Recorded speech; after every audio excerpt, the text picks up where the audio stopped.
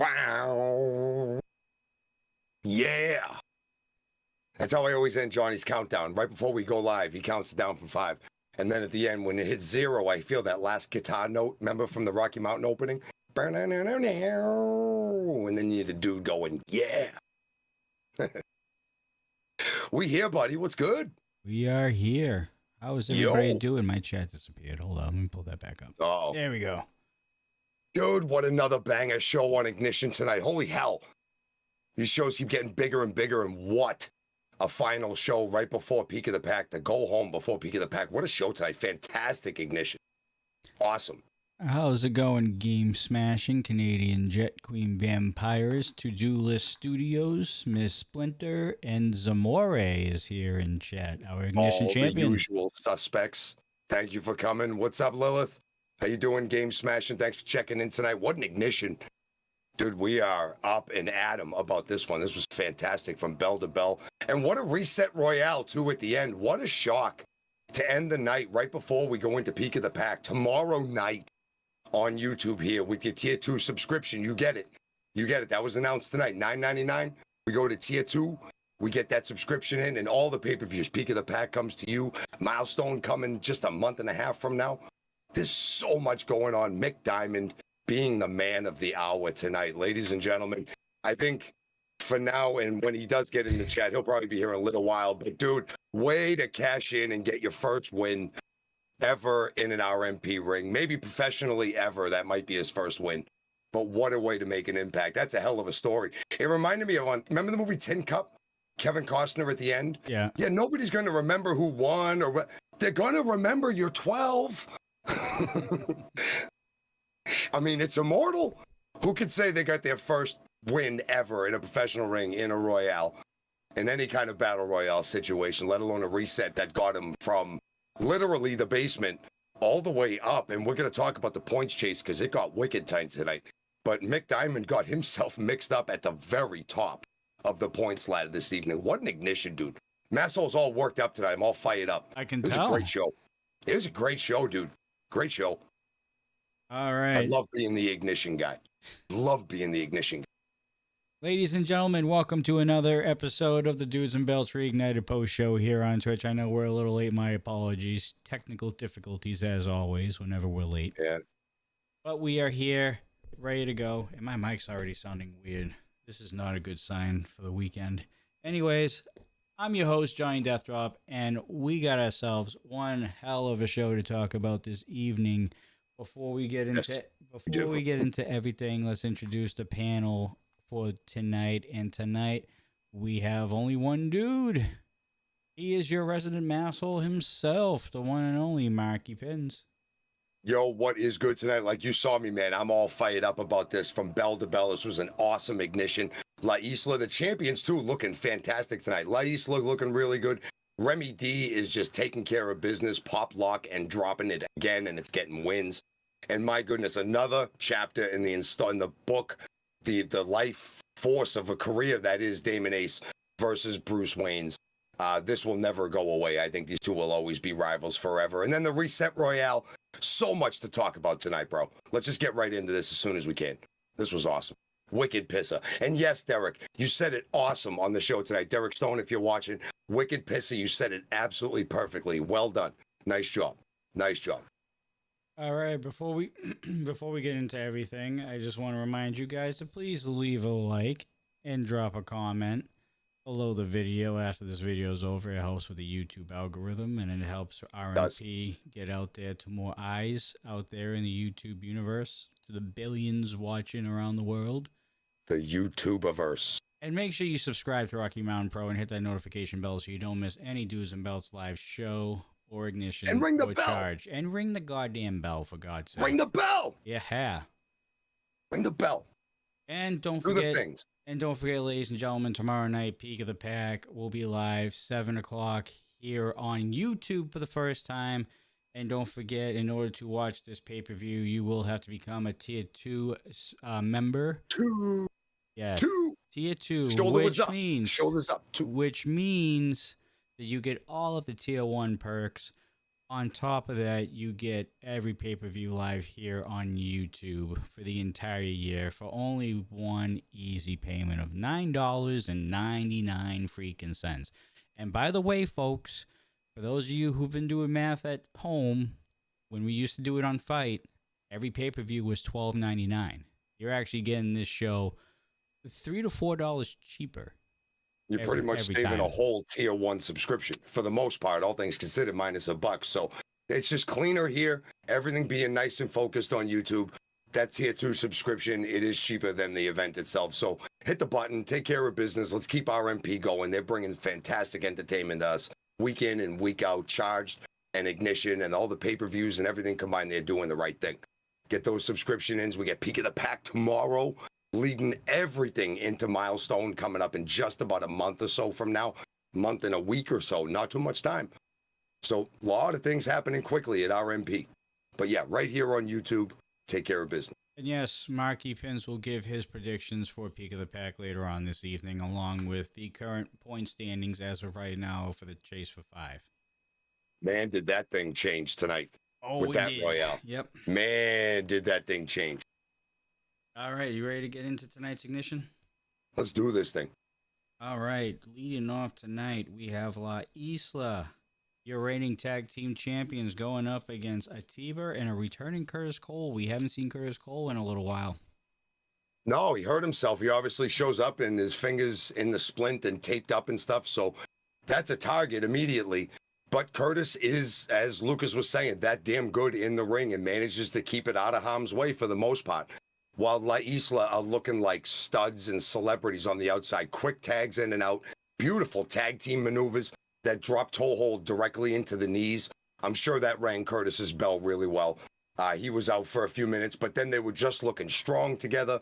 And then advantage goes back to Curtis and Atiba, who have a really strange chemistry that works very well together. I got very much the same kind of feel that we get off of La Isla, but just in a way on their side where they would take the shorter cuts to their victories. You know what I'm saying? But there's this weird, odd chemistry that was found. And I think there's something to it, to be honest, and that would be scary going forward. But anyway, as far as this match, Cole and Atiba do work very well together. Atiba gets a good power advantage over Echo for a little bit of a while, but then Balaam links again. We talked about it last week. We talk about it again this week. He gets a hot tag, and he is just the absolute difference maker, coming in and just kicking up the speed. And Balaam Links comes off onto Atiba with a gorgeous springboard elbow after a huge fire-up sequence of a drop-down leg lariat where he kipped up in it, and then the beautiful animality coming off the side, and then the springboard elbow. Nobody's doing those things better right now in RMP than La Isla. Looking good, taking names, and getting a win here, and looking really sharp going into Peak of the Pack tomorrow, where they're going to face a couple superstars where they may not be as acclimated and familiar with as like Atiba and a Curtis Cole. But either way, right now, La Isla looking solid, looking strong, and I don't think there's a force that can stop them right now, John. They're looking too good separately and as a team together. Not right now. I mean, when was the last time La Isla lost their any match, really, to be honest with you? Way before they won the tag team titles, and even that was because of some chicanery and such. I think it was Aces Wild. They're just looking too damn good right now. And even that's saying something that we have to think back to 4 months ago when the last time that they lost. That's just been that cohesion and chemistry that they've had, and they've just looked too damn good. And it's not like they beat like rookies in this match too. They faced off against two high quality vets. I mean, you have Curtis Cole, who is a Grand Slam champion, and Atiba, who is a former 2-time Rocky Mountain Pro champion. Like I said, it's another form of putting together two top level superstars, like we saw with La Isla when Echo and Balaam kind of found that bond. Imagine if somebody the level of the XP bar of Curtis Cole and the XP bar of Atiba did something like that, and they wanted to go after the tag team champions. Look, we saw it happen with your starting lineup too, with Briscoe and Kendrick. Two guys find something very much in common. And if their common goal is winning that gold, we saw La Isla is the prototype of exactly how to do it. There's nothing that says a few other guys in the locker room could be sick of maybe the way some things are going and kind of do the same thing. And we saw tonight that La Isla was ready for that level of a challenge. So anything else after this is just going to be right in La Isla's wheelhouse. Balaam and Echo looking too good. Very much too good. All right, moving on to the next match here, and it looks like somebody is ready for their title match tomorrow night. Lola the Adventurer going up against a member of the Asylum, the Marionette Noelle. Look, let me tell you something right now. Lola ate them Wheaties this morning. Oh, she did. Big time ate them Wheaties this morning because Noelle comes right out. And this is one good thing we've seen about Noelle is that since, joining the Asylum and adorning the Marionette, she's become far more aggressive and is willing to take that first chance, that first risk. And whether or not she's thinking of what the next move is, there's always something coming at you. It's just a matter of how hard the impact is. And Lola withstood all of it tonight and did a good job of just powering back. She's been in the gym, man. She ate them Wheaties today, probably had a Red Bull before the match. I'll tell you, she was fired up and really turned up the aggression. While Noelle was doing a good job working Lola's arm, Lola find ways to just get some counters in. And that's what ended up happening at the end when Lola hits the big X marks. It was almost as though Noelle was trying to take the leg and maybe, go for something, just get Lola down on the canvas. But Lola saw an opportunity as Noelle had bent down to get up and get that X mark and get the hell out of there with a big win before she faces JC tomorrow for the Lockettes Championship. And Noelle riding real high. This is a big one. This might be one of Lola's biggest wins in a long time. She went on a nice streak there for a little while towards the end of last year, fallish, kind of settled in. Then with the law office for the last little while, but this is a very big win. How she fought and who she beat, because right now Noelle has been on that other side of the train tracks where crazy is nonstop, and they give you pills to be, crazier, basically over there. But tonight Lola was game.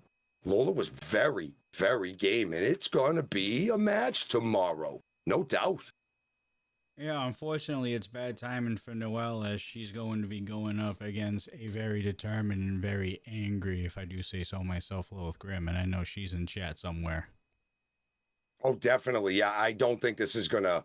Honestly, Noelle's on that other side, like I said, of the rest of us, and I don't think that this is going to bother her upstairs and carry anything over. She is going to have a complete other force to have to deal with tomorrow when she has to face Lilith Grimm.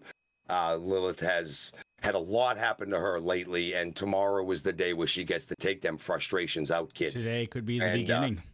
They coming at you, kid, and those are the things. So Noelle better be ready for that, but I think she will be. I think this has been in the back of her mind, and it might have been on her mind tonight while she was in the ring with Lola, because it was at the end of the match a lapse of focus real quick to kind of put her head down and leave herself open to that finisher. Like she left herself open to her opponent's finisher, not just some, like a line or something like that. So maybe that's on her mind, but either way, I think it'll be one hell of a fight tomorrow when Lilith Grimm faces Noelle Peak of the Pack. It's going to be fantastic. But right now, Lola, the adventurer, I was just going to say, she has the map. Back on the other side of this exchange, Lola the Adventurer, I mean, huge win. You want to talk about momentum going into probably one of the biggest matches of her career tomorrow night. I mean, that's a way to do it. And to make a statement towards the Asylum as well by pinning Noelle to the mat here. So, huge win for Lola. Should be a very exciting night for the Lockettes tomorrow night at Peak of the Pack. Yes. Oh, hang on one sec. Presidente Peligro himself, Danger Dean in the chat. Gang, gang. Gang, gang. And I have to say, there he is. There he is. Ladies and gentlemen, Mick Diamond. Tonight, I'm so proud of the dude. I was waiting for you to pop in the chat, Mick.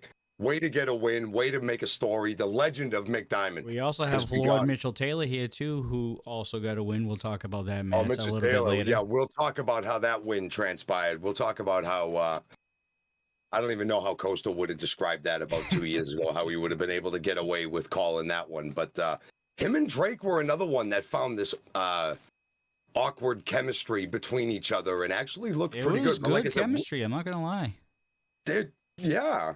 Well, we'll get to that shortly. But we have to talk about a debut. And one of those kind of debuts where you're like, yo. Yeah. At the end of this match, I was, yo. So this is your definition of a hoss fight, ladies and gentlemen. We have our debut of Dalton McKenzie going up against, I guess you could say a debut, not really, of Jason Knoll, formerly of Batu. A re-debut. I Re-debut. believe. Yeah, we'll go Yeah. with that. I'll go with a re-debut. But we were waiting to see how Jason Knoll was going to respond. We saw him speak a couple weeks ago. We saw him basically just kind of say that he's, it's your starting lineup that for some reason was the problem with everything else like that. Okay, fine. You can have those moments and deal with that. But tonight, that's not who he gets to deal with just yet in the evening anyway. We see a very impressive debut out of one Dalton McKenzie, who is a ginormous human being. Also, Jason Knoll is no small man either. Like I said, This was a hoss fight of big, meaty dudes throwing meat around and slapping it whenever they had to. Dalton, clip that. Go ahead, clip that. Dalton actually wins the first strength test off the ropes. He scores the first takedown with the first shoulder block. And I'm here for this because Jason Knoll is very game. He's not in like a mediocre disposition. He's quite pissed off being in the ring. And Dalton winning that first takedown was pretty solid. He actually ends up manhandling Jason, whipping him off the ropes, and the big slams coming up in the front. That first slam that he used, it was more like a half-turn world's strongest throw. I guess you'd call it like it mixed like pro wrestling and Greco-Roman like beautifully. I don't know, it was a beautiful throw / slam. It was beautiful. But he's throwing a guy like Jason Knoll around, and Jason's not a small person whatsoever. Jason gets his advantage back by raking the eyes and doing the corner things, putting the boot in the face and in the, just choking in the corner, just blatantly being a pissed off dude in the corner. But if you were getting tossed around for the first couple minutes, you'd be pretty pissed off too here. But I got to say, Dalton shows a lot of heart in this match, a lot of moxie, a ton of it. Another big, huge slam right to Jason, big body slam in the middle, and then this discus clothesline that just knocked Jason's head off at coming off the ropes, man. This guy was really throwing the redwood around inside the middle of the ring. He comes back for a corner run as Jason gets up into the corner, and Jason dodges it as Dalton comes back out. The sky high was the difference maker at the end of the match. So he's still using that sky high to absolute perfection. It was literal textbook. And he gets the 1, 2, 3. Jason looking fantastic in his debut. Dalton, where's this guy been? This is an instant difference maker of a wrestler. He's from Ohio. Very, very good. Showed some good technique. Showed fantastic one move to the next. Like there was a moment where I think he was going to try to set up Jason for a shoulder tackle or something, but Jason dodged it and he just locked a quick suplex in. Instead of figuring out, he showed some quick thinking and did very, very well. I'd never seen him before. It was very impressive. Derek Stone was very impressed with him on commentary, too. There's no doubt. I think a lot of people, I think a lot of people are very impressed with him.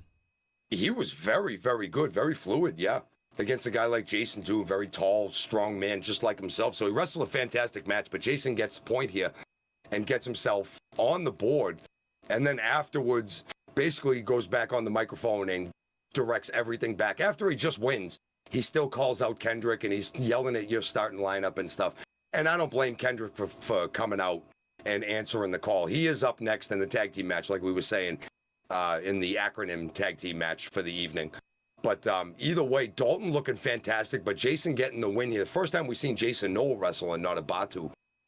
Very similar styles, but very, very impactful. And I was very impressed with Dalton, but Jason making a statement, getting a win. I think Dalton McKenzie is something. Very much something. I think he proved it tonight. And Jason Knoll is someone to not mess around with either. He also has, over 15 years of experience or close to that? Fact. In the ring. Fact. I mean, he's a grizzly vet himself, so he can easily get it done against anybody else here. And I'm very curious to see how this feud with Jason Knoll and YSL goes forward, because you got to remember, this was a Coach Matt guy a long time ago. Coach recruited back then Abatu, now Jason Knoll. Yeah.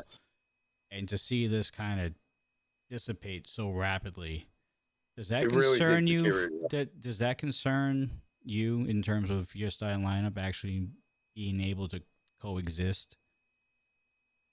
To be honest, no. Not with Kendrick and Briscoe. No, I do think that Coach helped to bring them together. But once they got together, and as long of a time as they've been together, they found this brotherhood between them. And they've been extremely tight. They've developed great moves with each other, great chemistry. They know where the other one's going to be. I think Jason was when you added too much sugar to the cake. I think everything was good, and Jason threw a monkey wrench, well, a Batu at the time. It took the focus away from what Kendrick and Briscoe had to try to bring a Batu into this thing that they had. And then we noticed that your starting lineup did lose a few matches here and there. They weren't doing so well during those interview segments. But they won the big one and never broken. They did. So I think that between Kendrick and Briscoe, we're good. I think they're good and strong for a long time and going to be threats for a while. But as long as Jason doesn't become this thorn in the middle that keeps pushing him away. But I don't know if you could right now. I think Briscoe and Kendrick are too tight. I think eventually Jason's going to end up pissing somebody else off. And that's going to take him in a different direction where then your starting lineup finally can just say, all right, we good. We got past a lot of this. Let's get back at that gold, baby. Let's give ourselves a shot. Where's La Isla at? We need a match. Well, we're going to be I think it's going to take a little time. We're going to be talking more about Jason Knoll later on in the Reset Royale later on in the main event. But getting back to the tag team match that we're about to talk about, I mean, we were just talking about your starting lineup and what they're going to do going forward and how they're going to handle this situation.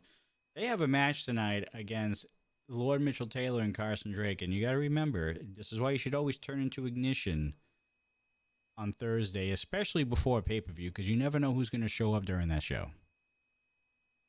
Yeah, and apparently one thing we saw is that CBD and Lord Mitchell Taylor are JK Pop fans. I was just going to say, yeah, they kind of took a page out of JK Pop's book tonight. They've definitely watched some episodes of Ignition where JK Pop have been wrestling and have figured out the gimmick and the knee pad stuff. We see chains get taken away. CBD had an electric toothbrush in his tights. What the hell was that about? Why? Why? I get that you gotta have good breath. Good hygiene. Having bad breath. Good hygiene. Having bad breath at the table is rough. But at the same time, that's a weird time to me remembering to brush your teeth, Carson. And what did Lord, I mean, besides the chain, what did Lord Mitchell Taylor have in his knee pads? He had himself the finger plate piece, right? Like he had himself the old Macho Man Randy Savage favorite. He always had that stick that was all taped up heavy, and all he had to do was poke you like once in the temple, and you were out. He had one of them. Chains. CBD had a pair of handcuffs. Like, where was he going after the show? There's all kinds of stuff going on here. And meanwhile, right now, Kendrick Lamar is foaming at the mouth because this whole thing with Abatu still happened. And Abatu stayed out in Lord Mitchell Taylor and CBD's corner, kind of not really supporting them, but just being there to just egg them on. And he was talking his trash as the match was going on. Jason Knoll was making himself known outside. But I'm telling you, the second the bell rings, Kendrick's take no prisoners. Absolutely gets in there, tosses CBD around like he was a piece of paper that you were trying to toss into the trash can, man. Beal after Beal across the ring. It takes Lord Mitchell Taylor to get in and basically take Briscoe into the ropes after we see the tag. And Lord Mitchell Taylor uses that size advantage over Briscoe. Briscoe takes a lot of heat in this match. He takes a dragon screw from CBD. That's beautifully done. Very, very well done. Briscoe's legs starting to reel. He started out in the match and he was okay, but the longer it kind of went, you saw that the target was there, even though he wasn't favoring it. No, it wasn't. And even though he wasn't favoring it, CBD and Lord Mitchell Taylor still targeted it. Because even if it's at 95%, that's still not 100, and they can still work it back down. And they very much did. That dragon screw was the beginning of the end for Briscoe's leg on the side there. Lord Mitchell Taylor gets a tag back in, and they're both working on the knee in the corner behind the ref's back. Kendrick's trying to come in and stop it, and the ref's got his back turned. And these two guys use the referees. And I hate to see it because I've seen knuckleheads around here do it to me, and it sucks. You have to keep the other guy out of the ring. But then these cheaters in the corner, they're doing what they're doing. But I didn't see it, so I didn't cheat, man. These guys are just experts at manipulating the refs. And we see that CBD is well on his way to being one of the best at the end, where he distracts the referee, where he goes to get in the ring as Briscoe has him in the back. We don't know if he's going to set up a crowning achievement, but he's got Mitchell by the waist. And then Mitchell with the mule kick of doom directly to both of the crowns on both heads. Were both ringing, and it hurt, and he gets the pinfall for the 1, 2, 3. And CBD and Lord Mitchell Taylor run away. I will not say get a good win. They run away with a win in this match and take a little bit of steam out of your starting lineup sales. I do want to compliment Lord Mitchell Taylor on his physique. It looks like he's done well. He's hit the gym. He's lost a lot of weight. He's much more nimble. Nice, looking good, bud.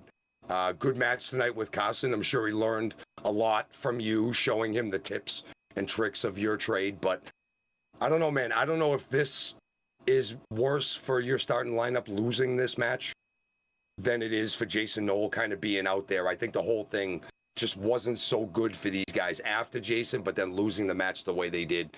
I don't think you're going to separate them by any of this, but this might be one of them little morale downers right before a pay-per-view tomorrow in Peak of the Pack. YSL just needs to get rid of the problem.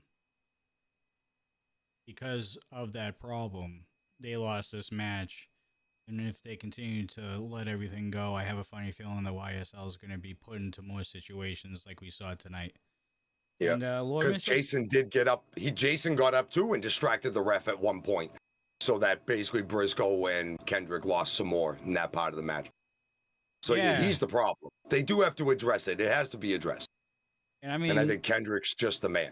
Lord Mitchell Taylor and Carson Drake. I know this is their first time tagging up from what we've seen here at Rocky Mountain Pro, but they got some chemistry. Yeah, that might be a thing that they should probably think about in the future. Maybe not just for CBD and the Charge Championship, but maybe later on down the road, if they get better and they get a couple more dubs, they might be in the running for maybe a #1 contendership for those tag titles. You don't necessarily see his lordship actually get along with some of the younger crowd. We saw how he treated Brad, the Vibe, Radowski, for a while, trying to be the Squire, and he wasn't too high on him at that point in time, and he stuck with more of Niles Blanquet and Derek Stone. But even as we've been seeing on Charge lately, Derek Stone, I think, is just kind of making Lord Mitchell Taylor wonder what's in the water. Derek Stone's all over the place. First, he's with Maxine with Lord Mitchell Taylor, and then the next episode he's at the asylum with JC and Noel. So, Maureen, Maxine, whatever it might be, I don't know. I just think Lord Mitchell Taylor's kind of having enough of Derek Stone just kind of intruding on him and stuff. But this was actually really impressive. Kind of a win from those two guys doing the things that they do the way they do it. You're gonna fucking distract the ref and mess everything up just to get your win. You did it well, and you got your win. And it was a veteran referee in that ring, too, tonight, and you still pulled the wool. So it is what it is. But hopefully your starting lineup stays up, stays strong, and continues kicking ass going into tomorrow, into Peak of the Pack, where things have to come to a head to a certain. They really do, with Jason Knoll and your starting lineup. And we'll see what happens tomorrow. They're not scheduled to be competing, but I wouldn't be surprised if Danger Dean, who is probably watching right now, might want to put that on the pre-show card tomorrow. That honestly is something that needs to happen at some point, and there's a great venue and a great event that's about to happen in less than 24 hours from now, and that'd be a great place. All right, next matchup here, and I don't think the RMP faithful is ever going to get old of this rivalry that is taking place here. Bruce Wayne versus Damon Ace once again, and again doesn't disappoint. Nope, you can't get enough of this. Boss is in the chat. I don't know if Damon's in the chat somewhere, but again, these two guys put on a fantastic match back and forth. They know each other so well. We see the outbursts of almost finishing moves early when Damon pops up out instead of getting the second rope, the prettiest elbow. We see Damon's spine buster that early in the match. Boss had started out fast and worked out well, had Damon down, but Damon still got the energy. This match was so very back and forth between the two of them, between Damon Ace, huge clotheslines, Boss recovering with the side Gotham kick, and then the Boston Crab, which Damon got out of very, very quickly, showed a ton of upper body strength and kind of like, hand crawling, bear crawling, basically, over to the canvas to get his rope break out of it. But very good match back and forth. Boss showing a lot of intelligence here. The rules came into play. These new rules of being over the top rope and stuff. Damon had come at Boss at one point, and Boss almost threw him over the top, but caught him because that's a disqualification now, man. We saw Damon do that. I think it was to Brewmark, the very first night that the rules were brought into play. So these new rules coming into play of distracting, making sure the ref doesn't see your closed fist, Lord Mitchell Taylor 86,000 times in that match. But then you got to make sure you don't toss the guy over the top rope like that. You can't be throwing him up. Boss goes to school on that, comes back inside. And then Damon scores the persona non grata. Virtually nobody kicks out of the persona non grata. Boss did. I was absolutely amazed. Well, he got his foot on the rope. He didn't really kick out of it, but he got his foot up on the rope. But that was his first rope break. And then Damon Ace basically pulls him down into the rear naked choke. Boss gets that second rope break. And then Damon wisely breaks it for a millisecond and drags him away from the bottom rope. And Boss reaches the other bottom rope, but he had already used the 2 rope breaks. And Boss has to tap. Match is over. And Damon Ace wins a very impressive match over the final boss. Fought all of Gotham's heart out. Everybody in Gotham's energy was in that ring tonight with the boss, but Damon just has those sudden impact, like they call it the Rocky Balboa punch, where one move can just end everything, no matter what, no matter how much of a beating he's taken. And Boss is the same way too, which is why these matches are so fantastic. They're a coin flip. And how's it going to end? Who's going to catch the other one during a blink? Where they just didn't see it coming. That one instant is the only way one of these guys are going to get a win over the other one. And tonight, it was really just Damon's turn. Boss kicked ass tonight in the fight, but Damon got that final one tonight. Good match by Damon Ace. Good match by Bruce Waynes. And with that match, Damon very quietly just scooted up to 3 points in the Ignition title standings, too. We're going to talk about the point standings in a little while. No, neither had a championship. Okay. Neither had a championship. So this is a regular 1 point match. And Damon Ace is now up to 3, tied at the lead. And again, with him being bossy the way that he did, that's giving Damon Ace more momentum because... I agree. In case you haven't noticed or didn't hear tonight on Ignition, both these men are going to be in the Peak of the Pack match. Yep. Whether or not they're going to be teamed up together or whether they're going to be on opposite sides, it don't matter. At the end of the day, the winner of this match becomes the #1 contender and will main event Milestone 13 this year. Mm-hmm. Huge implications tomorrow night. Can you imagine if Boss and Damon Ace were a tag team in the Peak of the Pack match?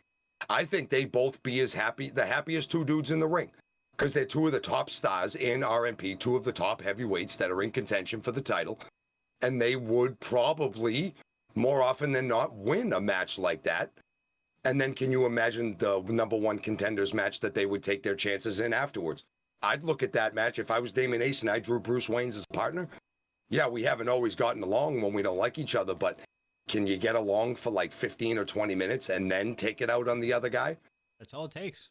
That's all it takes. That would be a dangerous pairing. Dangerous pairing. There's a lot of possible pairings that could be very dangerous in this match. It really is. That's what makes Peak of the Pack awesome. I love this format. I love this idea. It's random too. Of a #1 contender. Yeah. I love it. I do love it. And you don't know who's going to be paired off with who. You'll find that out tomorrow night, I'm sure, before that match even begins, or even it might even happen on the pre-show.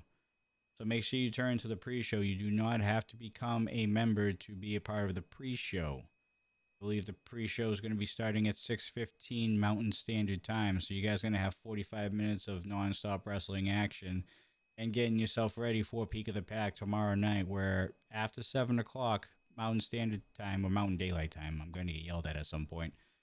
It is Mountain Daylight Time. I get it.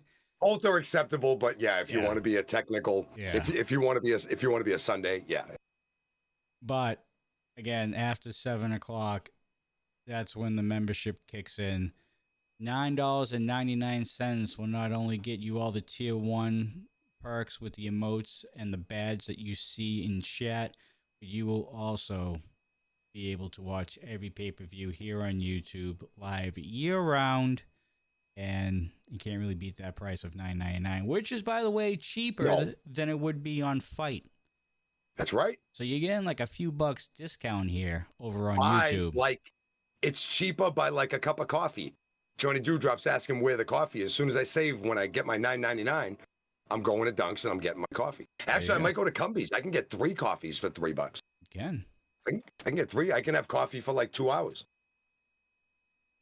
All right. So again, Bruce versus Ace never disappoints, and Awesome match. I'm sure we will be Honestly. seeing these guys again at some point down the road. They never disappoint. It's always a banger of a professional wrestling match. And here we go. The gifts that keep on giving here. We have your charge champion, Remy D, going up against the former Ignition champion, Sky Horseman. And these two have tangled before many, many times. Yep. They tangled when Sky cashed in that first Ignition championship for a shot at the charge title. Which is possible. So against Remy. Yep. Zamori's always waiting in the wings, you know. He's either going to keep that Ignition title or he's going to pull a Sky and maybe he'll cash in for a bigger prize. I think right now he's very proud and very honored to be like the Ignition champion. I think he's carrying that title I don't with disagree. distinction. Yeah. Yeah. I think he'll be for a while. That disposition may change after a few months of like if it's always, winning and winning and winning, it might be time for him to step up and have a match against. He has that right.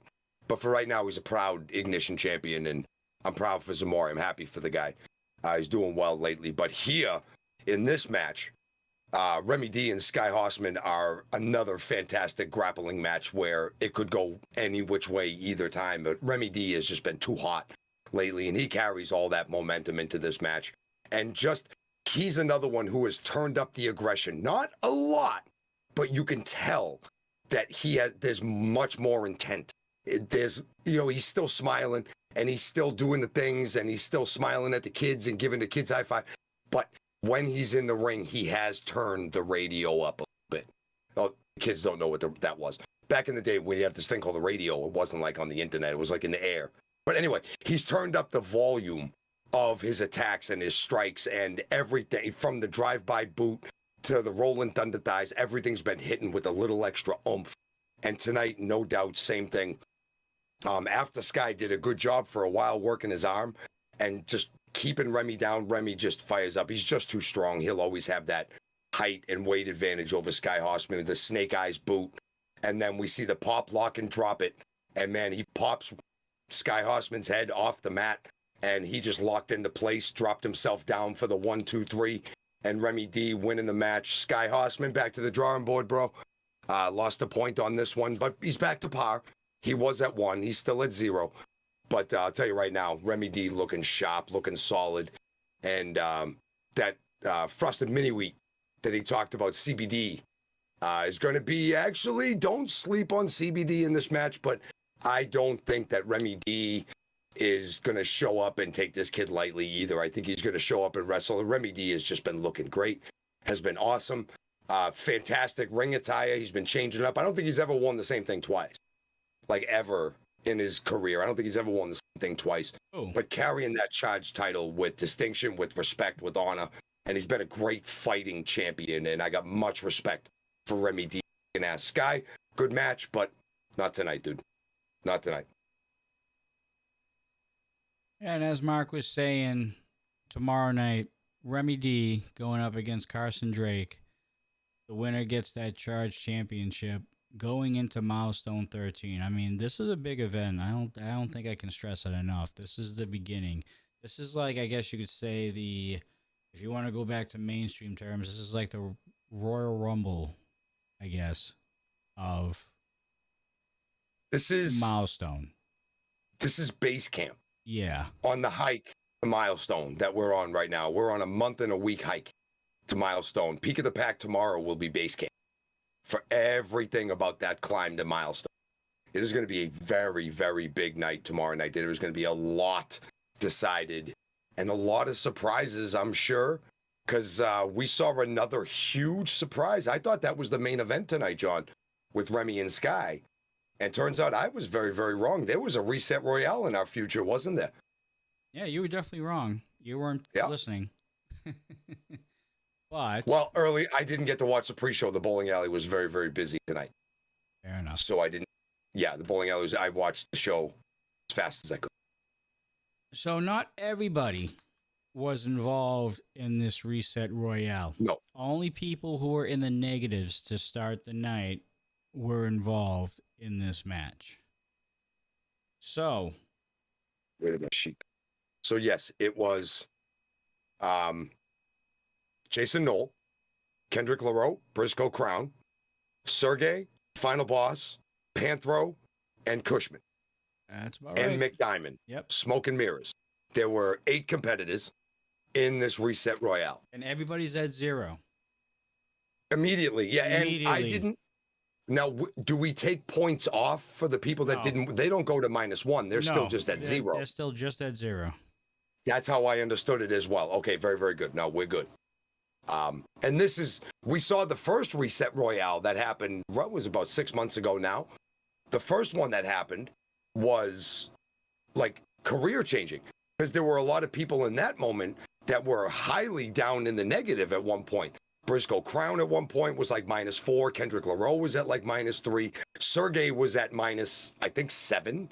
He had the lowest minus that we had. Mick almost got there.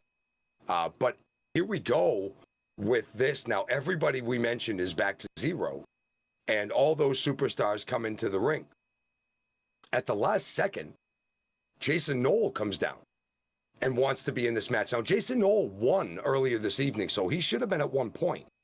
So, in my estimation, in my eyes, with him coming out for that reset royale, he forfeited that point to go for 3. Because if you won, you got 3, right? Yeah. So, in my estimation, he forfeited that point and put himself back down to 0. So, here we go with Jason Knoll coming out, and all the superstars are in the ring. Jason can't get in. People in the ring don't let Jason in. Now, he takes his time getting in the beginning. It's not like he actually made a valiant effort in the beginning. But once he did try to actually get up on the apron, he took a boot to the face. Like, and I'm talking about not a big old boot, not as regular, but like a capital. Like, these are one of the acronym men in RMP with YSL. Capital B, capital O, capital B, to the absolute faceplate of Jason Knoll and knocked him back into the guardrail. So he goes back to sleep for a little while. Action goes fast and furious in the middle. Everybody's going around. It took a while for our first elimination, but actually Kendrick was our first elimination when Jason finally did recover. Kendrick had been getting whipped into the rope, and Jason reached up and pulled the ropes down. That attracted Briscoe's attention, and Briscoe comes back over, and he ends up going out. He ends up going back up over the top rope. So now your starting lineup are the first 2 eliminated. So they're out. Jason's still out there. Now, the refs did a pretty good job of getting between Kendrick and Jason, and there was some words exchanged, but there were no more pleasantries, as they like to say on the ice. No more pleasantries exchanged after that. But then Sergey kind of took over the reset royale, didn't he, Johnny? Yeah, it doesn't work. He takes over any match, to be honest with I you. was scared for Sergey when he went to that top rope, and there were 3 or 4 guys standing right at the bottom, and they all got the hell out of the way except Cushman. And because Cushman was facing the wrong way, and Sergey kind of hit him with a cross-body, like, elbow or something. I think Sergey just dove. And it kind of worked, but I think he really hurt himself. So he ended up going out under the ropes to take a quick second. But Smoke and Mirrors actually ended up looking the best out of this, as far as I'm concerned. Cushman and Mick Diamond really did a good job of isolating people, working Boss for a couple seconds, like some good tag team cohesion. Mick's really learning from Cushman. Like, it's kind of going back and forth here. They're playing very well. Now, the problem with this, Panthro ends up going out. Panthro's eliminated next. Now, the Boss, Final Boss, and Sergey are having a few chop moments, right? Like Boss saw Sergey doing the chops to people. Probably the best combo, to be honest with you. It was cool. It was cool, right? Between the 2 of them, they were kind of like any chop you can chop, I can chop, choppier. And they kept going back and forth and stuff.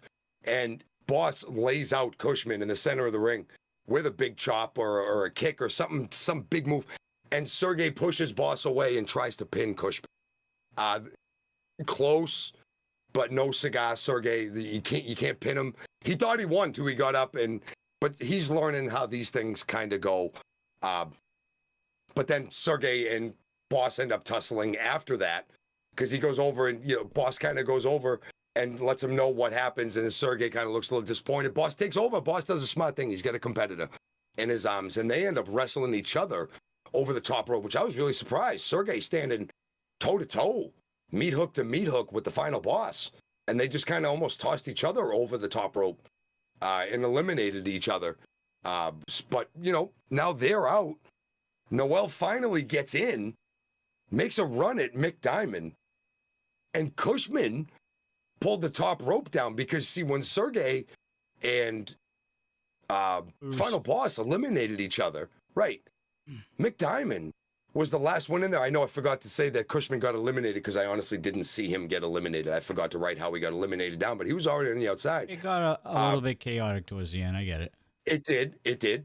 But one thing we did see was Jason Knoll finally be able to get his big self into the ring and makes a huge run at Mick Diamond, and Cushman and Mick both pull the rope down.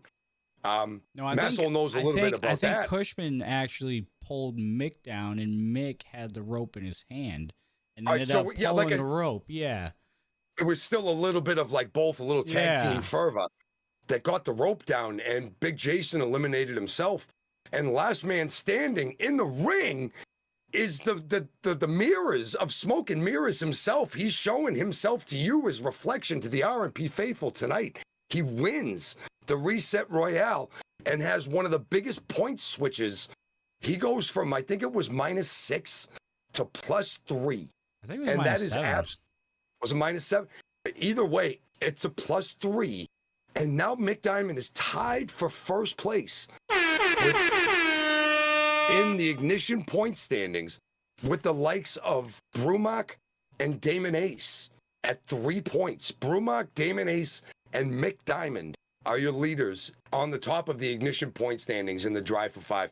Dude, Mick, this is one hell. I can't say enough. Like, the show ended, I got a good feeling right in the feels at the end for Mick Diamond for winning this match, having this be his first win in RMP, and have it, mean really so much. And I'm sure there was enough people, like I see the Wildcat and himself in the chat saying Mick deserved the win. Like, you know, Balaam, you've faced him before, and, you know, he's on the way up. He's trying and stuff and doing well. The XP bars are far substantially different with him and most. But tonight was a good thing of right place, right time, and a little confidence, right?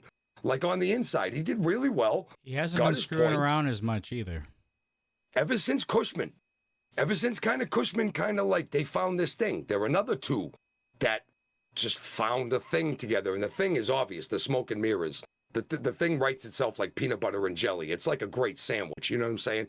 And it's developed. They're not the biggest guys, but you don't have to be. When you can do it, when you have to do it. Sometimes they don't ask how many, they ask when. And lately, Smoke and Mirrors have been the team of when. So good for the kid. Glad to see him have some success. And welcome to the other side of the leaderboard, brother. It's really tight at the top, and there's a lot of beef up there right now that wants a shot at that yellow strap of gold that right now Zamore is wearing with pride and hanging on to when he doesn't want to let it go. What a great way to end. What a great way to lead right into Peak of the Pack tomorrow. That Reset Royale was huge. What an ignition. A lot of things going down. CBD looking surprisingly good with Lord Mitchell Taylor. I'm kind of a fan of this guy. As much as I think he's a knucklehead, like a wicked knucklehead sandwich, kind of a fan of the guy. He's really good in the ring and is keeping up and doing well. But what an ignition. Fantastic show tonight. Really good show. All right. And that's going to wrap up Ignition this evening. Mick Diamond coming up with a huge win in the Reset Royale to put himself tied for first place in this chase for 5 to become the next number 1 contender for the Ignition Championship. All right. We got a few stuff to talk about here. We're also going to do another prediction portion here for Peak of the Pack tomorrow. We did it on Recharge with Coastal and Lucas Bradwell, who you saw on the table tonight. Tonight will be Marky's turn. Before we get into all that, let's see if we can find a way to get these point standings where they need to be going into next week. Marky, do you have, or were you able to compile an updated list? I know it was chaotic tonight because of the Reset Royale and all that stuff. Yes, it was. Do you have one ready to go? Yes, sir. I do. Look at you coming prepared every week. That's what I like to see. I'm telling you, dude, I dig this. I like the point standings. This reset royale thing really evens everything up because now there's not a bunch of -1s and -2s and all that stuff. We have definitive separation in the contenders and who's on the top right now with everybody that was in the reset royale going back to 0. Yeah, so I don't think you have to read those off because we all saw them tonight and they're all at 0. So probably the top half, the competitors who weren't in the royale that actually were in the positives. The only other one that is at 0 points right now at the power line was Sky Hossman. He lost to Remy D, but had 1 point in the standings. He didn't. Yeah. He wasn't in the reset. He is the only one that lost a point and went to 0. But we have like I said before, the 3-way tie at the top. Earlier this evening, we had 1 competitor with 3 points. That was Brew. And at the end of the night tonight, now we have 3. Now we have Damon Ace with his big win tonight over the final boss, Bruce Waynes, gets up to 3 points. And Mick Diamond with the coolest win we've seen anybody win in a while to get his first win. Fantastic, sir. Well done. At 3 points now, too. Curtis Cole is still sitting at 2 points, even with the loss tonight. He and Atiba went back down to Curtis Cole went down to 2, and Atiba was the other one that went back to 0, I believe, as well. I forgot to write Atiba's name down, but I believe he had 1 and went back to. But then we have that menagerie at 0 where we have Sky Hossman, Jason Knoll, Kendrick LaRoe, Briscoe Crown, Sergey, Final Boss, Panthro, and Cushman, and along with Atiba. But I will have to check that out because he either had 1 point or 0, and he's -1. But either way, regardless, the Reset Royale really neutralized a lot of separation in the standings. So it's going to be interesting as we get on that hike to Milestone here. How this point standings changes up, and who knows if the Ignition title will be defended at Milestone. One of these people on this list, one of these men will have that opportunity. Right now, Damon Ace, Brumach, and Mick Diamond are in the driver's seats. All right. Now let's get into Marky Pins' prediction. Weird stinger. Dun. Okay. Tell me the matches.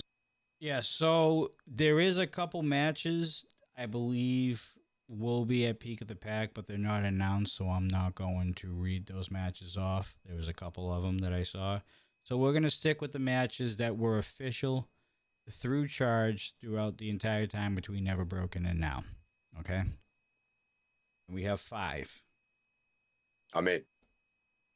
Starting off here. Do you think the almost year reign of the Beauty and the Beast, Remy D, will come to an end? Or is Remy D just going to add Carson Drake as another victim in his long title reign as being charged champion, going into that year, almost to the day of Milestone? You know, I am one of the biggest Remy D fans. We have been some of Remy D's biggest fans since day one of Remy D here, and have loved all of his work and been the champion now for, like I said, almost a year being the charged champion. He has beaten all comers. He has won matches in so many ways, evolved himself, evolved his offense, evolved his own character, his presence in the ring. Nobody has looked better with a title around their waist in the last calendar year than Remy D, and that's just a fact. I'll dispute that. I'll stand on that soapbox all day. That being said, I also just said recently that I am a CBD fan, and I am. I've seen how he works, and he seems to work well with guys his size. He's also a big dude, pretty imposing. He can stand toe-to-toe and eye-to-eye with Remy D. I don't know if CBD's XP bar matches up with Remy D's XP bar, at least the XP bar that we know Remy D has. We don't know as much about CBD, but one thing I do know about CBD is that he is a mastermind when it comes to messing with the referee and getting him in the wrong place at the right time for CBD. That's going to be my unseen element in this match. I think if it stays a fair fight, Remy D wins this match hands down. CBD showed tonight that he has a lot of trickery and that he is a professor in the art of the horse cockery and that he can bring that out whenever the hell he wants to. That's my only danger element in this match. But going through full and full, I'm picking Remy D. to stay with the Charge Championship and be the champion going into Milestone. All right. Will we see the momentum of La Isla continue as they go towards Milestone? Or will the words of Gino Rivera be true that we saw last Tuesday on Charge, is that Nathan and Gino are together, they are cohesive, and looks like they're ready to go against La Isla. Do you think that the tables will turn and that Gino Rivera and Nathan Estrada somehow pulls up an upset, in my opinion, against La Isla tomorrow night? I think it would be one of the greatest upsets in RMP history if it happened, but I don't think it's happening at all. Balaam and Echo are one of the greatest forces in RMP right now. And we've seen the tumultuous nature, man, the turmoil between Gino Rivera and Nathan Estrada. Nathan's been trying to come in, make a good impact. It's mostly just been Gino rejecting him. And to be honest, I don't care what he said the other night on Charged about being a unified force. If you believe him, I got a bridge in Brooklyn that I'll sell you wicked cheap, I promise. I really don't think that they're going to have much. They might get their moments and they might get their thing, but I don't think that they can stop a force that is La Isla right now. Balaam Lynx is that unstoppable X factor in La Isla matches. Echo gets in there and just teaches clinics and mat wrestling and arms and reversals and everything. And Balaam comes in with the same offense, but then hits you with a super kick and a springboard out of nowhere, and your face is looking up at the lights. La Isla for the win. Does Lilith Grimm finally get her revenge tour started as she takes on the Marionette Noelle? Is this going to be the beginning of the end for the Asylum in Lilith's eyes? This is going to be Lilith Grimm's redemption. This is going to be her vindication. This is going to be her everything that needs to get out. There is going to be so much pent up inside of her with everything that's happened lately with the therapist and with Noelle and just everything going back with the Asylum, going back for months now. The vision she's having. We all know Lilith Grimm is a dangerous competitor when she gets in that ring, man. If she gets her hands on you, your shoulders are in absolute jeopardy. Your neck and your back are in jeopardy from the burning hammer. Look, she has so many ways to take somebody out. She's proven in the past that she can get by Noelle. She's not just an obstacle, but she's somebody that she does know how to take care of. And I really hope Lilith Grimm goes in and gets the first part of her redemption inside, because that confidence going forward, know her eyes are going to be on JC next as best as she can make them, or whoever is the Luckets champion. Or to be honest, we're going to get to this, but as far as I'm concerned, even if JC is not the Luckets champion after Peak of the Pack, I still don't see how Lilith Grimm doesn't go and try to take out the Asylum one continual brick at a time. Noah starting with Noelle and going through JC would get that redemption done for her, but I think this is Lilith Grimm moment to go in the ring and handle that business. And we were just talking about upsets about a few minutes ago. Could this be the upset in Rocky Mountain Pro history? Does Lola the Adventurer have what it takes to knock off the all just about dominant Lockett's champion in the past 3 months here, JC, and really put the Asylum on its heels? Well, I'll tell you right now, she showed tonight that the aggression factor has been turned up to 12. She showed tonight that she can withstand shots, she can withstand punishment, and still keep enough in the tank to come back and fire up. She can prove that she can be sneakier. She can catch you at a moment of indecision. And to be honest, against somebody as formidable as JC is, the leader of the Asylum in her own right herself, the Lockett's champion, that is what Lola is going to have to bring to win. Lola brings all the experience, all the know-how in the world, but the force and the size of a JC is going to be something Lola is going to have to deal with, because tonight Noelle was one thing. JC is by far a more intimidating force than Noelle is. Noelle's her own force, but very different than a JC. So Noelle is going to have to be quick. She's going to have to be crafty, and she's going to have to find that moment. Because otherwise, if JC gets you in there, if it's Ushigoroshi time, I'm telling you, you're going to be looking at the lights for a while. But I'm honestly, to be honest, I have to pick JC going forward in this. I know Lola has been on this adventure of hers and getting herself to that championship match. JC has proven time in and time out that she can withstand almost anybody who's been thrown at her. She's had problems with Lilith in the past, I do think she's going to survive and continue to be the Lockett's champion. And you have to think if Lilith defeats Noelle tomorrow night, you have to believe that she's next She in has line. to be in She line. has to She be has- next in line. Yes. And then, Especially if Lilith shows up and absolutely shows out and is yeah. dominant and takes care of her business. That is statement time, my friend. Oh, yeah. And of course, for the Rocky Mountain Pro Championship, will David Drake be the one to slay the psychopath? The one that has been wreaking havoc in the Rocky Mountain Pro locker room for months and months and months. Ever since Milestone last year.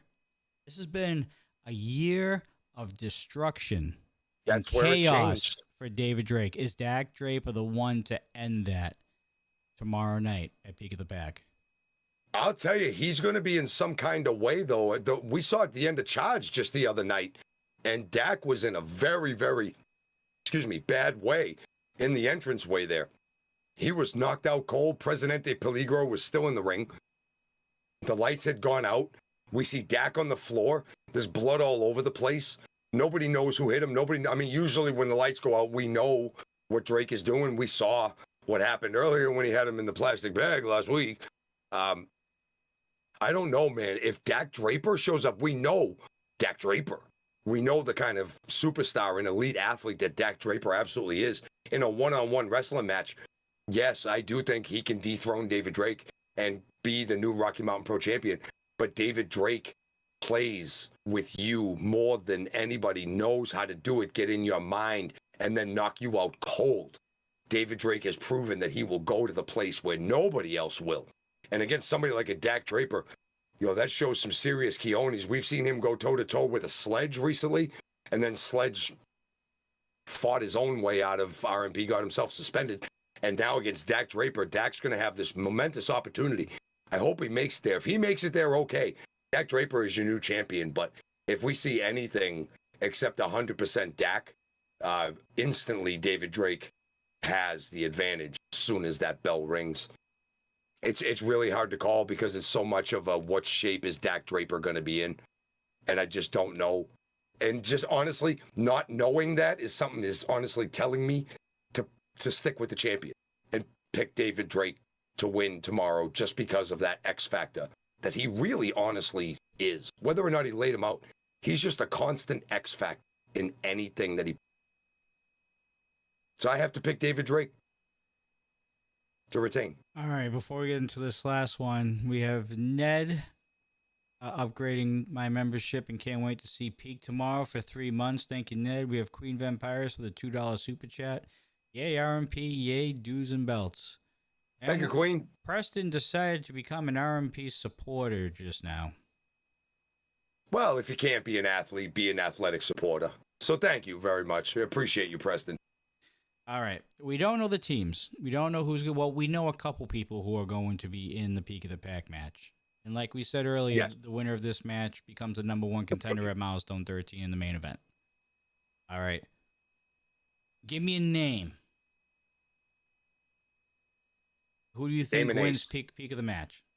At the Peak of the Pack And match? knowing Damon Ace or Final Boss Bruce Waynes is in that, either one of You those have two. Yaden in this as well. We heard. Yeah. We did hear Mercury Yaden is going to be in this. When was the last time that Yaden lost? I don't ever bet against Yaden, especially at Peak of the Pack match, because we watched him win it by itself last year. Yep, by himself. That is its own extreme possibility. Although now he's the NRW champion. So now I don't know if focuses are on the other side, but either way, he's going to be in that match. He can be Yaden 2 belts. You know, Damon Ace, haven't seen a lot of him lately, right? Like he's been coming, wrestling a little bit more in the last couple of weeks, but he took himself a little bit of a break. We didn't see him for a couple of weeks. And I had wondered where he was. His name didn't change. That's why he's still up at 3 points. See, he had like a point or two a month and a half ago. And I think he took a couple of weeks to like refresh himself, maybe hit the gym, maybe watch some more tape, maybe just study. We didn't see him a lot on RMP, on Charged or on Ignition. And since he's come back and been a force on TV, he's just looking strong and good. And here we go with yet another type of situation where he finds himself in a moment where he can become a number one contender. Last time, he gave up the possibility because he had 2 number one contenderships under his belt at one point, just about. If he was giving up that ignition match, the ignition title match, so not title match, but the point match that would have got him to 5, he gave that up so that he could focus on Mercury Aiden and go for the NRW. Here's Damon Ace in another number one contender potential situation. All right. Oh, Preston decided to upgrade his membership to an RMP Hard to pay-per-view pick membership. against Damon. Curtis Cole may very well be in that match. Yes. I'm going to go with a guy that has had his ups and downs, but when his heart is in it, it's very hard to stop him. And we see him beat a lot of these top competitors that are going to be in this match tomorrow. And he's got the heart of a champion. We all know it. I'm picking Brew. Yeah. He's in the match? I don't know. I'm just taking a guess. I mean, I could see him being one of the fellows being mixed up in it. Yeah. Yeah, I mean, it's I don't see why he wouldn't be in this match, considering the year that he's had. It's very true. The pairings are going to be the game changer. It's all random. Like, nobody knows. And the pairings, just to let everybody know, this starts off as like a tag team gauntlet match. It starts off Right. It starts off with Four teams? Four teams in the match. Okay? Every time a team gets eliminated, the next one comes out to replace that team. And it Both members are eliminated. No, just one. Just one Just pinfall. the one member is eliminated? Just one pinfall. So let's go with let's just say for shits and giggles, Yaden teams up with Atiba. Okay? Yeah. And oh boy. And Atiba gets pinned by somebody else in this match. That team, Yaden and Atiba, gets eliminated. They're out. Yes, both members. That's what I was trying to say. Yes. Both members are eliminated if one takes the. One. Yes. So once pins, submit, something like that. Yeah, once one team gets eliminated, the next one comes in. I believe there's like between 8 or 10 teams. That's how it's typically been. So there'll be some teams rotating in as the match progresses, and it continues until there is one team left. Yep. And that team that wins the first half of the Peak of the Pack match, ladies and gentlemen, Ring the bell. Ring the bell, and those two competitors will be paired off against each other in a singles match, and the winner of that match wins the official Peak of the Pack match and will become the number one contender at the main event for Milestone. That's how that match works.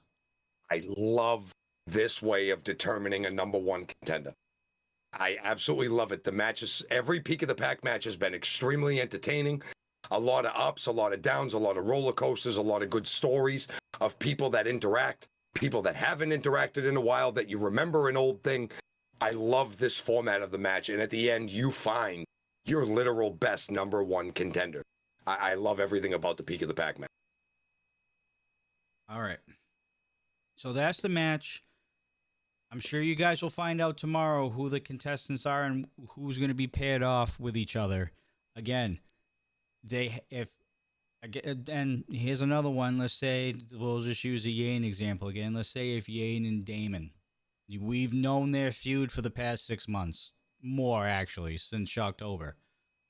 All right. If they end up getting paired up for whatever reason, they have to find a way to coexist. Because the only way that they get what they want is they have to coexist through the entire first half of the Peak of the Pack match. They have to go through the other 7 to 9 teams in this match. And then basically a story. How hard do you want to be the number one contender? Exactly. If you get paired up with a mortal enemy, can you survive? We've seen some do it. We've seen some not be able to do it. There's Severino, Corrente, and Atiba a couple of years ago, but that set up fantastic last man standing match. I was just using you as an example, Yaden. I know you're not in the match. It was just an example. Oh, you're not in the match. Okay. Yeah. Okay. It was just an example. because he is a champion. Technically, champions are not allowed in this That's match. what I thought. Yes, champions are not allowed in this match. So, if you're a champion, you're already going to Milestone for the most part, unless you defend and you lose tomorrow night. Then You get nothing. You get nothing. Lose. Good day, sir. All right. I think that about wraps up tonight's episode of Reignited. Again, folks, make sure you leave a comment at the bottom of this video once it gets published out on the channel. Really helps with the algorithm. Also, make sure you subscribe to Rocky Mountain Pro and turn that bell on. You don't want to miss any type of Dudes and Belts live content or any type of charged episode or any ignition shows that you saw tonight. You'll get a notification right away as soon as they go live, so you won't miss it. And again, I can't stress this enough. The pre-show will be free for everybody, I believe, for 45 minutes from 6:15 to 7 o'clock.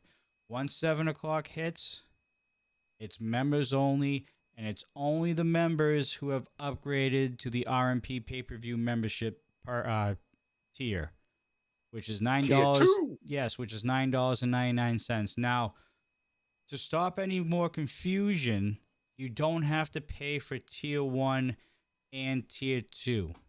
If you end up upgrading to tier 2, you still get the tier 1 perks along with the tier 2, which is the pay-per-view. So for $9.99, you get the Q&As with the dudes on Sundays. You get the membership-only live chats with RMP talent once a month. You get the interaction with Ignition and Priority Chat. What are you doing? My camera went out of focus. Oh, okay. That's how you refocus your camera. Hand up. You get the badge. You get all the emotes that are on there. And then you will have the pay-per-views all year long here on the Rocky Mountain Pro YouTube channel, all for one price of $9.99, which, by the way, again, cheaper than Fite. You guys are going to be saving a couple bucks every pay-per-view now. So I'm not happy about it. Been trying to get a hold of Dean all day to discuss it. Not being in the match? Commentary was not correct, saying I'm in it. I'm a champion, so ineligible. Yaden is correct. This is right, but then he says he wants to be in. I mean, I don't blame him for wanting to be in it. You get a shot to be a number 1 contender for championship, but nobody's carrying the NRW title with more prestige or esteem than Mercury Yaden is right now. That title means just as much to him as the RMP championship, more than likely. That's true. The way he's, and them letters are on him. So for $9.99, you get all that and a bag of chips, basically. You get to enjoy a good night of wrestling with all the emotes, badges, perks that come along with it. It's really a good deal, and there will be another tier coming up that's currently in the works as we speak. We'll let you know when that next tier comes out. It will be more expensive, but again, the same thing with the tier 2. If you get the tier 3 that's going to be coming out soon, not only will you have the tier 3, you'll have the tier 2 perks, which is the pay-per-view. Not only that, you will also have the tier 1 perks. So it's really, the higher you go, the more you get for your buck. Like, subscriptions really are backwards compatible. Yeah. So you subscribe to the higher one, you get the bottom one with it. So worth it. It really is. Pay-per-view and a free cup of coffee compared to ordering it on Fite. There you go, Deathdrop. Deathdrop. Oh, yeah, that's right. He didn't even do the 99-cent super No, chat he's tonight. yelling. He's like, well, because he's been given 99 cents and we're not showing up with any coffee. Well, what am I going to do for coffee tomorrow before I go to work? I don't know. I was banking on that, man. God. That's where the coffee money's going? Well, Bastard. yeah. You bastard. I wasn't kidding. I thought we were saving that for like coffee money and Devitt. Wait, there is no good coffee. Never mind. We'll there might be somewhere. There might be. That's what we should do next month, is really go on a search to find the best coffee in Denver. You might as well vlog that. All right, I'm down with that. I'm sure you would be. Coffee with the masshole. It's either that or we're just going to be pounding Red Bulls all weekend. For the 5 days or 6 days that we're down there. Yeah, no, I'm not doing that. Can't do that anymore. I'll pound coffee all day. I can't pound Red Bulls like that. My heart will explode. All right, folks. Well, that's going to conclude this episode of Reignited. We thank you all for watching. As always, without the RMP faithful, none of this would be possible. You guys are always very much appreciated here with the Dudes and Belts. On Sunday, we will be doing a review show for Peak of the Pack. So this Sunday coming up, there will be no Rocky Mountain Rewind. Instead, we will be doing a special recharge edition of Dudes and Belts for the review of Peak of the Pack. And we're going to go through everything that happened tomorrow night. I got a question in the chat. What do we got here? Colton Peters, when are you guys going to Denver? For Milestone Week, we've been making it a dudes thing. Each year, we usually come out for Milestone and come out and hang out and play and just kind of watch and check it out. Just be there in person. And we like doing the thing. Like we're doing the thing here in the internet and in Discord and stuff like that. But all the people that we've met and everybody we've interacted with at RMP have been awesome. And we've had fun and we've hung out and we've come and watched the shows and helped out a little bit and gotten to play around a little bit. Everybody's been generous and we've all kind of become, a little, closer friends. We're not all together all the time, but I feel like we all have this connection to the show and we all love wrestling and stuff. So the RMP faithful and themselves, the roster, have been awesome to the dudes. Making it a thing, Milestone Week. Just Johnny and I this year. The other fellas are lifing it up. Happens. It is what it is, but I think Coastal's going to be in Ireland. I think he's like literally overseas. He's going to be in Ireland, that week, yeah. He's definitely do the family thing. You don't cancel a trip to Ireland with your family. That's his 10-year anniversary, I think, too. That's something that he can't really. Oh, yeah, he ain't coming to Denver. Yeah, he ain't coming to Denver. He ain't coming to Denver. No, he's not coming with us. But no, that week of Milestone, that whole weekend, we're going to be there, having some fun, being in the mile-high air, having a good time. Ring the bell. Ring the bell. Ring the bell. All right.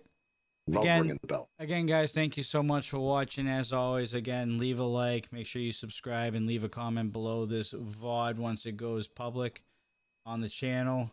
We greatly appreciate all you guys. Until Sunday night for our review show for Peak of the Pack, myself, Johnny Deathdrop, Marky Pins, we wish you guys a good night. Have a good weekend, and do enjoy Peak of the Pack. Remember, you have until 7 o'clock p.m. Mountain Standard Time tomorrow to get the RMP pay-per-view membership perk to be able to watch Peak of the Pack. So you have until then. You have less than 24 hours to do so.